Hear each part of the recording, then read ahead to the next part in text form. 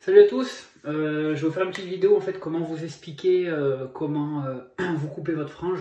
Je fais pas mal de demandes sur Instagram pour savoir un peu 2-3 astuces pour pouvoir les couper.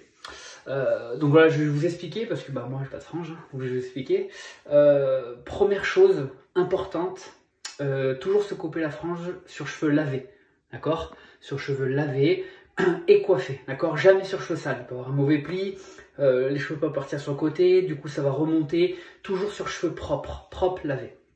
Une fois qu'ils sont propres, une fois qu'ils sont lavés et une fois qu'ils sont mis en place, c'est-à-dire que vous la coiffez, vous la mettez en place, vous l'isolez, d'accord? C'est-à-dire que vous allez lever vos cheveux, vous l'isolez, vous allez faire ressortir que la frange ou votre mèche, d'accord?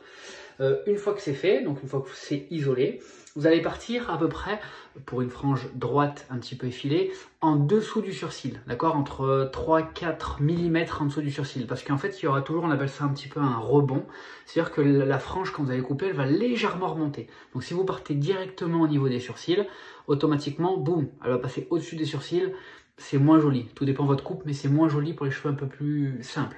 D'accord? Donc c'est-à-dire que quand la frange tombe, par exemple vous arrivez à ce niveau-là, vous la coupez juste, on va dire, au niveau de la paupière. Et quand elle va légèrement remonter, boum, elle va remonter au niveau des sourcils. Donc voilà. Essayez de pas trop la couper droite, d'accord? Pour pas vous faire un gros bandeau pour dépanner. Vous la faites un petit peu droite et vous la faites un petit peu en piquetant. C'est-à-dire que vous allez faire un petit peu des triangles, un petit peu en piquetant, pour en fait légèrement affiner les pointes, pour pas que ça soit trop massif sur l'avant. Après, si vous avez une frange droite, bien sûr, vous la faites droite, toujours 3-4 mm en dessous. Voilà. Ensuite, pour une frange rideau ou une mèche un petit peu sur le côté, bah là, attendez-moi, parce que c'est compliqué. Non, plus précisément, voilà. Essayez de, pareil, isoler une frange rideau, c'est-à-dire que c'est une frange qui part un petit peu sur le côté.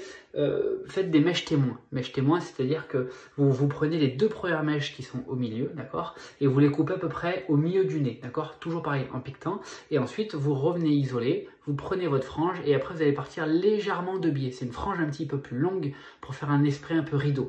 Pas la faire droite, parce que quand vous allez l'écarter, ça va vous faire deux paquets à ce niveau-là, c'est pas très joli, vous n'arriverez pas à rattraper. Donc en fait, faites-la descendre légèrement, pour que quand vous la mettez sur le côté, voilà, elle puisse aller un peu plus évasée.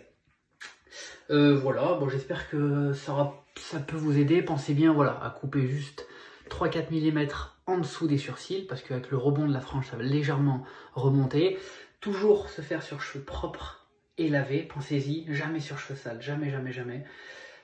Et voilà. Bon, j'espère que ça vous a plu. En tout cas, ben, courage à vous. Bon confinement. N'hésitez pas à me suivre sur Snapchat, Instagram et Facebook. À bientôt. Ciao.